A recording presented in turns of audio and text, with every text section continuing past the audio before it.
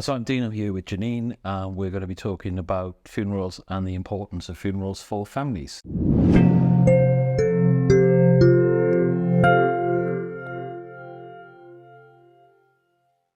So Janine, do you want to just give a little introduction of... I'm Janine. I work with CFS, but I'm also a qualified CBT coach and therapist. So I do work with a lot of clients that have had a bereavement from childhood right through to older people as well. Right across society. Yeah. And we've been doing a lot of work together behind the scenes on behaviours, approaches as staff, what we need to do to meet bereaved families. Yeah. But I think one of the hot topics we've had of late has been where people have been going for direct cremations without any service, and we're starting to see the impact of that having downstream. So from a therapist point of view, what do you think the main issues are with that? One of the things that I remember telling me that a funeral is not just for the person that's gone, it's for the families to say goodbye. And when somebody has passed away, there's so many different emotions, there's so many different feelings, and there's so much emotion inside. So there's lots of different sort of grief and different emotions going through everyone. So sometimes things get lost in translation, I suppose. So people go, oh yeah, they want a direct cremation. Now they don't understand what a pure cremation is, or they don't understand what these things actually mean. So they think, I want no fuss, nothing at all, and just scatter me wherever. Where what it actually means is you don't actually get to say goodbye. No. You don't actually get to stand up and share your memories or have photo visuals or actually stand with your other loved ones and say goodbye to that person. And the impact that can have on anyone, it can be traumatic. Yeah. Because you have that opportunity to say goodbye, thank you for everything, whatever that may be. It doesn't have to necessarily be sad, but it is about that final chapter to say into the next stage of grieving. So I have had one lady and she never got to say goodbye to her grandfather for whatever reason. And she's like, I just want to say goodbye. I just wanted that opportunity to sort of pay tribute to him and pay tribute to what he did for me. Yeah. So that's, when it comes to these things, it is that emotion, yes, but don't take it away from families as well. Yeah. Definitely, and I think what it is, as I remember, was with a gentleman whose wife had a direct cremation, and I saw him a few months ago, and he said every time he goes past the hospital, he thinks she's still there because he hasn't been able to say goodbye, and it is an important part, isn't it? And also not just for family but for friends. Of course it is, often friends are closer than 100%. Families, and people are saying that COVID was the main factor behind that, but I think, do you think that caused a temporary blip, or do you think people are now going to start to come back to services? I think they'll come back to. I think it did cause that blip, but I think people, it is a time for celebration. Like in the Rhondda where I live, it is a send off. It's not just, it can be sad at the cremation, but, they go to the pub, they go and have that, it's the same in Scotland, it's the same in a lot of places. It's a send-off, it's a chance to sort of talk about that. Or remember when such and such did that, rugby trips, songs, singing. And, it is something to experience. It really is. And I think that is not the nice part about it, but it's almost that you can feel proud that your family, your loved one, it was so liked and so respected. And I think obviously COVID, you didn't have it, we couldn't do anything about that. But now I think, I hope it goes back to it because, I think it is that opportunity just to say goodbye. And the impact, I don't think, unless you go through that, people don't understand. And unless you go to a funeral director and sort of say, look, this is what I want. They didn't want a fuss, but we all want to say goodbye. Yeah. Yeah, so we don't want that big thing, but we'd like this, this and this. And that's what funeral directors are there to do. And they're a godsend, they really are, because they're there for me personally. They've been there to guide me.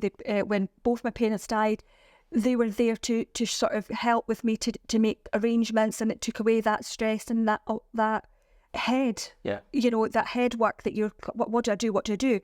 But the opportunity to see my mum's friends all together again, people that I'd known since I was a baby, that was lovely, and it was, oh, she was a lovely woman, or your dad was a lovely man. And I think that is so important for families. Yeah.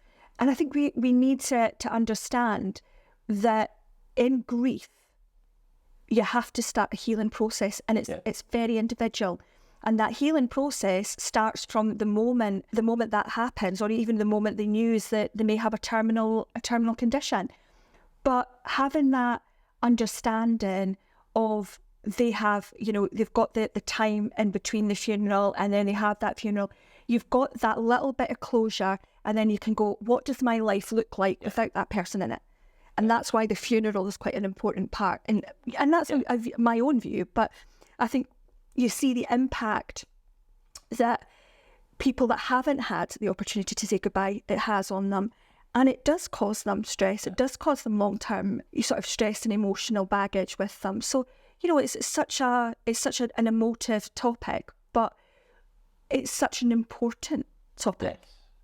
I think one of the things I've found as a funeral director is that a lot of the time people will make the effort to come to a funeral service, but not come to a life celebration event. Mm-hmm. I think sometimes people feel that if the person is there in a coffin, they are still there. Yeah. Whereas if there's a photograph or even an urn afterwards, I feel from a funeral director's point of view that there isn't that sense of it's that person. Yeah. Have you got similar experiences? Do you feel? I think I've heard of obviously a lot of life celebrations, and I like that idea because I think that's personal choice, and I think it's a nice way to sort of toast somebody's memory and toast things, and but it depends on what the person was like as well, and it depends on what the family is like and what their beliefs are as well. So what I suppose where I say to them, every single person is individual. What they believe in, what they want, who they are as a person, what they believe in, life after death, before, whatever that may be, it's very, very individual for that person and their families. And I think with a funeral there's that, it's just that sadness, isn't it? Yeah. Whereas a life celebration, it's about exactly what it says, celebrate their life, not their passing. Yeah. I think it's very individual, and it really does depend on every person within that family and what that person who's passed away wanted. Whereas those forms that we're talking about bringing in, like my wishes, I think is amazing, because it will take that pressure off the families, and that person gets what they want. And we've got funeral, cremation, burial, and life celebration. It's fantastic for people to go, do you know what, this is what I want. Yeah. I think one of the reasons we did that form was because we understand that people find it difficult talking about their own death or their family's death, but it gives them the opportunity to write what their wishes are without having the conversation. And certainly when it happens, everybody knows what that person wanted. Yeah. It stops some of the family disputes. It means that if the person didn't want a service, they know. But I think, it's a good opportunity, isn't it? Because I think, definitely. One of the problems in our culture, what I see, is that we don't talk enough about death. No. And it's a taboo, and then that adds impact then later when it happens, doesn't it? I think it's a difficult subject because nobody wants to think of dying. Nobody wants to think of dying themselves, and nobody wants to think of their loved one dying. But sadly, it does.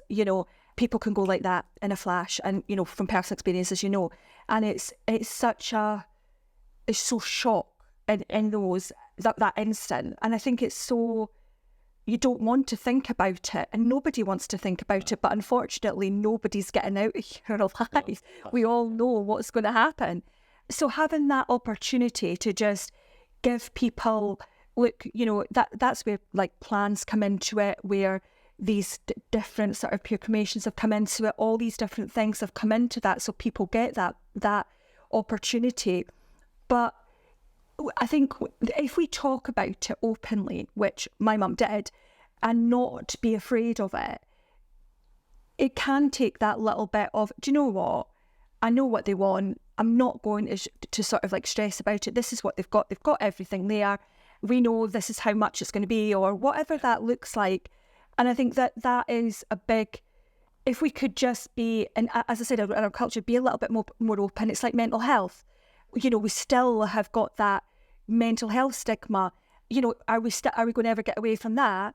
Are we ever going to get away from the fact that it's okay to actually talk about what you want when you die? Yeah. Because I don't think there's anything wrong with that. No.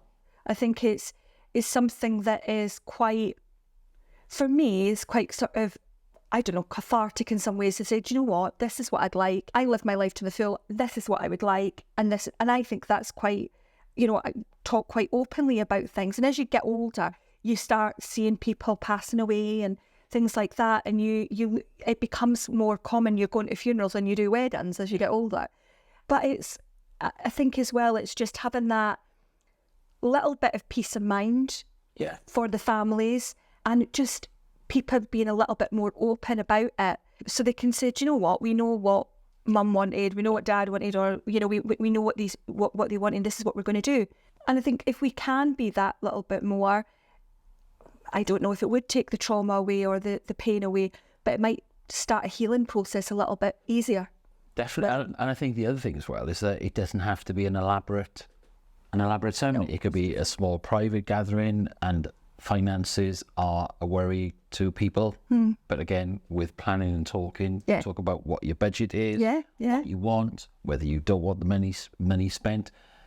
And also, perhaps we're unique in our culture, as we've become more of a secular society, that we haven't got the rituals of when someone passes away, this is what happens, this is your responsibility. And I think, you know, is that becoming an issue where people are not having a set way to fall to, and are now lost without that guidance? One of the things I think with, you know, with a lot of families as well, I don't know, like years ago, as you said, you know, within cultures and things, the funeral director was always that person you went to. It was the undertaker, wasn't it? And that is, as history's come on. But I think because of more and more TV adverts and things about these different ways of doing things, people don't always see the guidance, and they're still lost, and there's nobody to actually guide them with those. And it does depend on the culture. It does depend on where you come from and like what kind of traditions you have in your culture. But, you know, a lot of culture that we have, you know, there is that we haven't got, oh, you have to do it this way, you have to do it that way. You know, it's become, there's so many more options, whereas before you just it was buried, or then you were cremated, and that was it. Whereas now there's so much more options and things, and that's, again, take the pressure away from the family. This is what I want, this is how I want to be treated, or this is how I want to go.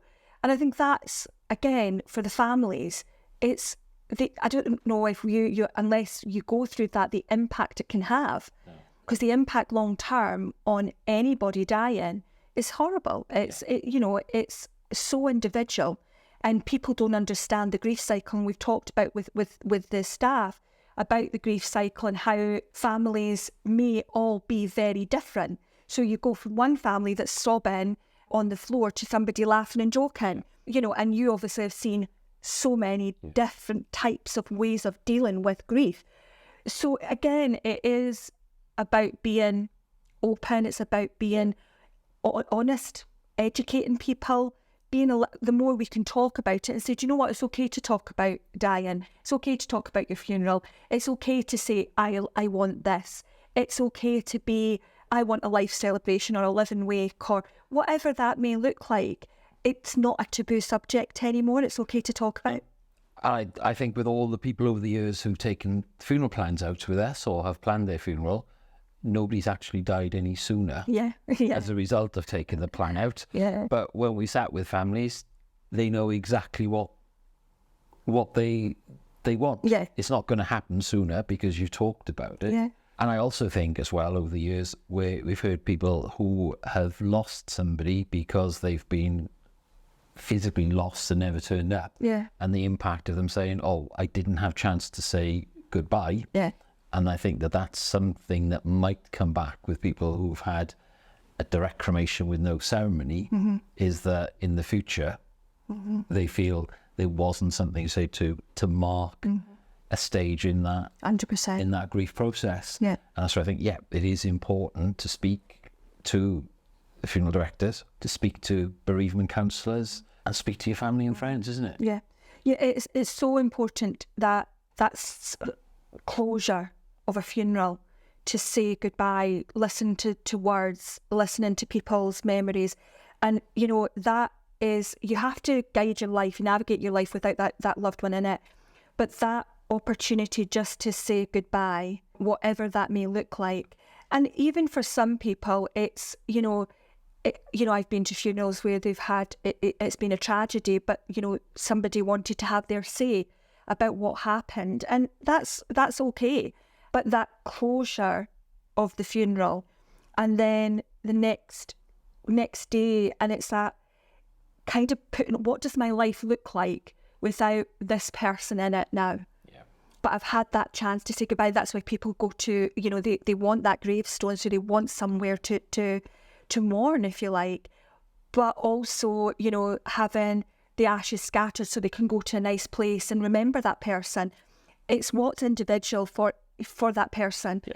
But getting that opportunity, and I think COVID did take that away from people, and they didn't get they only had these few people at the service, but some people didn't get the chance to say goodbye to a really good friend because the family were there or whatever that was.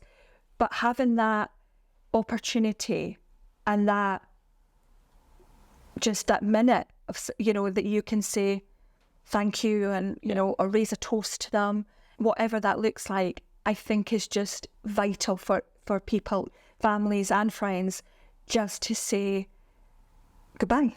Yeah, definitely. And that's why the talking in advance, saying this is important, the life week, the living week. Yeah. It's all important, isn't it? Yeah, it is vital. That I think one of the biggest things that I would love to see more of is more and more people talking about, more funeral directors, more people being open and honest, and just saying, it's okay to talk about it. 1 in 4 people get diagnosed with cancer, I believe, every hour or every minute. I can't remember which one it was, but that's a huge amount. Not everybody's obviously going to pass away, but that is a life-changing moment. So just having that opportunity to say, look, this is what's going to happen. This is what I want, guys.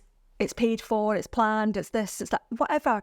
I don't want you to worry about it. Let's enjoy our life and let's fight as far as we can and have that.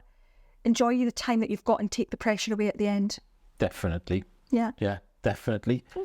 Well, thank you, Janine. I think, and thank you. Thank you everybody for watching our video.